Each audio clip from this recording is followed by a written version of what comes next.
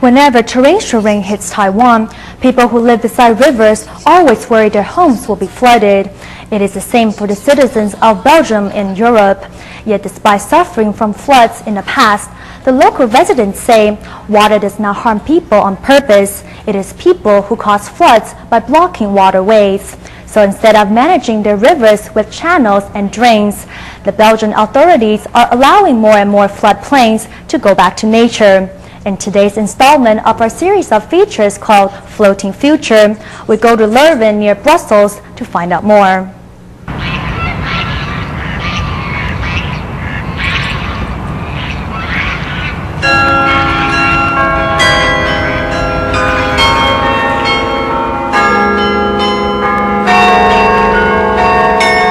Arenberg Castle in the historical Belgian town of Leuven is now part of Catholic University. Look deeper into its history and you will find the record of past flooding is written on the wall.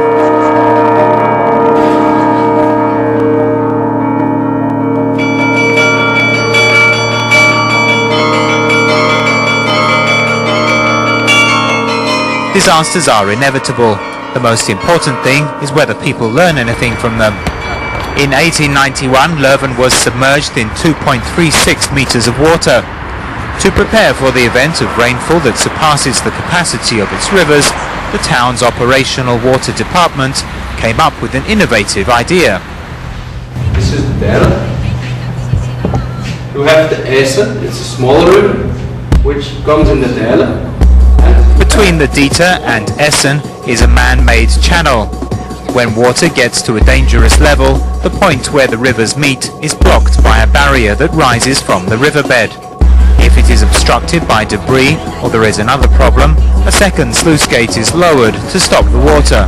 A level of more than 23.35 meters above sea level, we are going to close the gates so the whole retention area can fill up.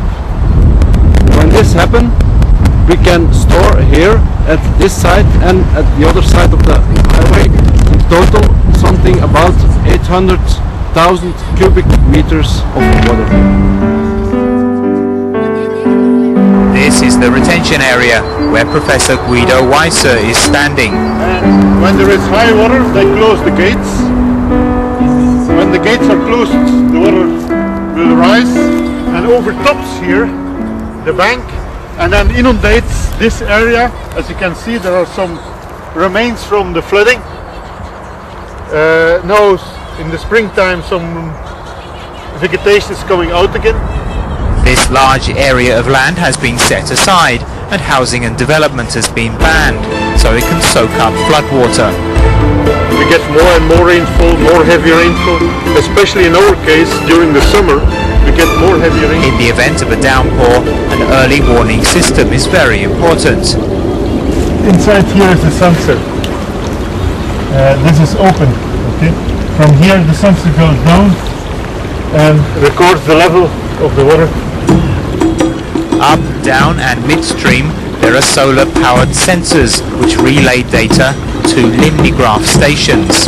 Downward level here of 22.47 meters above sea level. The system keeps tabs on the water level and the height of the sluice gates and then sends the information to a central control room. Here the turquoise dots on the map indicates the limnigraphs, while the red dots are sluices. In combination with radar images of storm clouds that start in the UK, the system makes pinpoint predictions 2 days in advance. Threshold, from that moment on there will be a problem in this, at that place, at that house, and probably even more when it's going high. If the forecast show a flood is coming, the gates are closed to lessen the impact. If there is too much water that goes to Leuven, then at the retention basin the gates go up. They will hold the water. The sluices hold back the water and allow the retention area outside Leuven to be flooded, avoiding a disaster in the town. The river and basin can quickly disperse flood waters, yet it is done simply by letting nature run free and avoiding human intervention. Allow the river to be free. Like erosion, okay, no problem. Fairly clean, good quality water. and it has a lot of small springs feeding it. So the tree died and then tipped over and fell into the water. Some years ago they would have removed immediately the tree. Now they allow the nature to go its way. Leuven has come to realise that letting nature take its course is the only way to both protect the safety of its residents and to preserve the natural environment. When summer comes, air conditioning bills here in Taiwan go through the roof. But spare thought for people in Europe who suffered a bitterly cold winter this year and are still at risk of having their natural gas supply from Russia cut off. In the final installment of our series of features from Europe, we go to Belgium to find out how people are adjusting to climate change and the need to cut energy.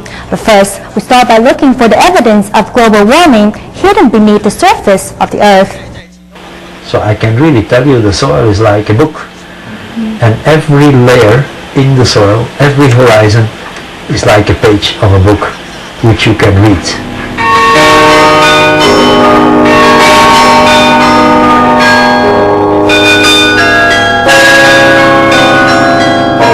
For a professor of soil studies, the ground really is paved with gold. It goes without saying that lying in the cross-sections of the earth is evidence of human activity and the risk of global warming. More than 12,000 years old. So that means that in Belgium, at that time, there were very dry conditions. It was cold also. It was very cold and dry. So compared to here, the climate has been warming very much. At this time, we had an average temperature of something like 5 degrees Celsius. Now we have a temperature of about 9.5 degrees. The difference of 4.5 degrees may not sound a lot, but just think what would happen to your health if your body temperature rose from 38 degrees to 42.5 degrees. Going through soil samples, Professor Deckers points out tens of thousands of years of history. But to open up the page of the Book of the Earth, you have to bore under the surface. The weather indeed has been colder than usual and also more rainy than usual this year. Very heavy. You can see the blue colors, which is in fact a sign of full saturation of the soil. The sodden soil is not a good sign because the roots of the grass and vegetation will be soaked in water. Starved of oxygen, they will start to rot. Apart from the impact on farming and crops, the unusual weather brought heavy snow to Europe this year. In addition, the dispute between Ukraine and Russia, which supplies a quarter of the EU's natural gas, is threatening the energy source that keeps homes warm in winter.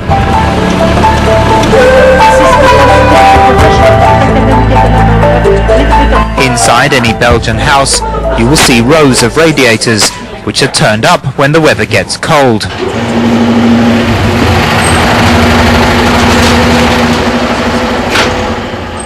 Yeah, that's what I wanted to tell you. As I told you, we will get the final calculation, but now I think we will have to pay extra maybe because of the cold winter time.